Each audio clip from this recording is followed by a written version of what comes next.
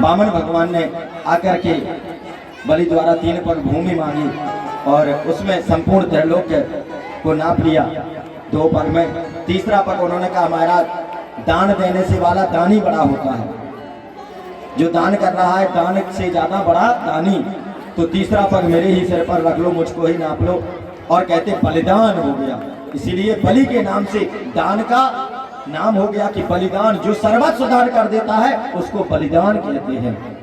और इस प्रकार से महाराज बलि के ऊपर प्रभु प्रसन्न हो गए और आगे जाके, क्योंकि बलि को मना भी किया था किसने?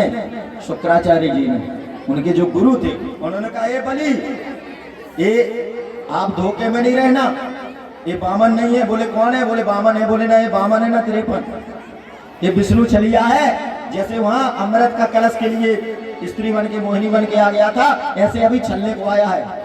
बलि ने कहा पर भगवान ऐसा है कि यदि ये विष्णु हैं और छल करने आए हैं तो आपको एक बात बता रहे हैं प्रभु, यदि बामन होंगे तो 3 पग भूमि नाप के चल देंगे, और यदि हरि हो गए, भगवान हो गए, साक्षात होंगे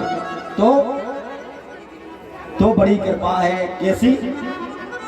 क्योंकि कहते हैं लोग कि दाता एक राम, भिखारी सारी दुनिया, दाता एक राम।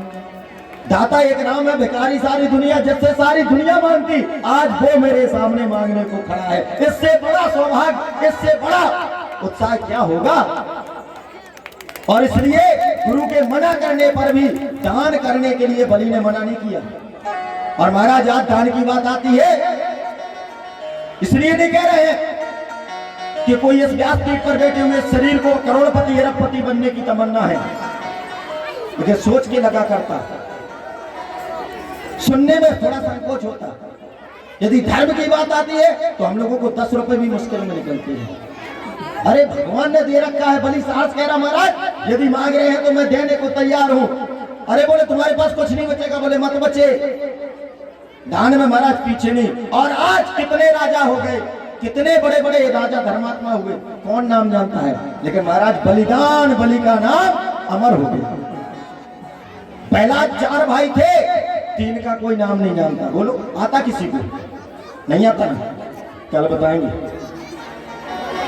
लेकिन पहला का सबको आता, क्योंकि जिसने अच्छा किया, सत्कर्म किया, सद्गुण बनाए, दान किया, पुण्य किया, उसको लोग याद रखते हैं। और इसलिए ऐसे आयोजन में जरा आप विचार करें, सोच करके, कहने की बात नहीं, लेकिन जिस अभियान को लेकर निकले, जिस संकल्प से लेकर निकले हैं, मेरा संकल्प है कि एक एक गांव में जाके ऐसे आयोजन करें कि जिससे लोगों को जगाया जाए।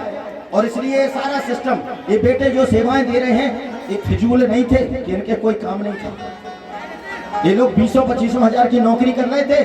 कुछ तो इसमें बेटे ऐसे हैं जिनकी नौकरियां छुड़वा दी, वापस ले आए उनको। क्यों? क्योंकि भगवत काम में यदि कोई ईमानदारी से काम करने वाले बेटे हमारे पास नहीं होंगे तो हम काम नहीं कर पाएंगे। ये पूरी व्यवस्था लोन से खड़ी की है, झूठ नहीं बोलते हैं ना, आदत में है। क्यों? हम किसी टेंट वाले से मंगाएंगे तो इस टेंट पंडाल का 1 लाख रुपए किराया भाड़ा मांगता है, साउंड सिस्टम का 2500-50 हजार रुपए लगता है। इस सारी व्यवस्थाओं में इसी कार्यक्रम को करने में 3 लाख रुपए से 5 लाख लगते, और कोई अच्छे व्यास जी बुलाते, हमें तो कुछ आता नहीं, इसलिए हमारी कोई दक्षिणा नहीं है।